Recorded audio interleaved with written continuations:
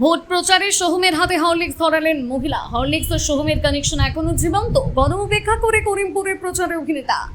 মা একটু হরলিক্স দাও না মা, চেটে চেটে খাবো। এই সংলাপ একসময় বাঙালির ঘরে ঘরে জনপ্রিয় হয়ে উঠেছিল। ছোট্ট সেই শিশু শিল্পী আজ আর কেউ নন, তিনি হলেন বর্তমানে তারকা অভিনেতা ও নেতা সোহম চক্রবর্তী। বর্তমানে চণ্ডীপুরের বিদায়ী বিধায়ক সোহম চক্রবর্তী 26-এর নির্বাচনে করিমপুর বিধানসভা কেন্দ্রের তৃণমূলের অন্যতম মুখ। প্রথম দফার পর এবার পাখির চোখ রাজ্যের দ্বিতীয় দফা নির্বাচনের দিকে।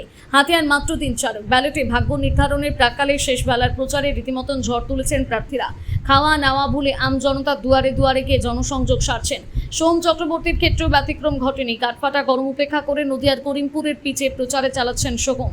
তারকা প্রার্থীকে দেখতে অলিতে গলিতে ভিড় জমাচ্ছে স্থানীয়রা। তবে এই প্রচারের মাঝে ঘটে গেল এক অদ্ভুত কিন্তু চর্চিত ঘটনা, যা এখন সোশ্যাল মিডিয়ায় ভাইরাল। ভিডিওতে দেখা যাচ্ছে প্রচারের শেষ লগ্নে এক মহিলা অনুরাগী থালা হাতে এগিয়ে আসছেন। সেই থালায় রাখা 2টি হরলিক্সের পাউচ।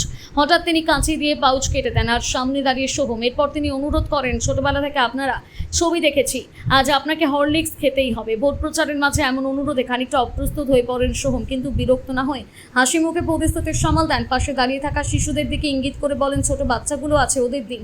এর জবাবে মুহূর্তে হাততালিতে ফেটে পড়ে জনতা। ছোট বউ সিনেমার শিশু সোহমের সেই হরলিক্স সংলাপ আজও মানুষের মনে গেঁথে আছে। সেই স্মৃতি যেন ফিরে এলো ভোটের ময়দানে। রাজনীতির মঞ্চে এমন মানবিক ও মজার মুহূর্ত প্রমাণ করে তারকা হোক বা নেতা, মানুষের সঙ্গে সংযোগই সবচেয়ে বড় শক্তি।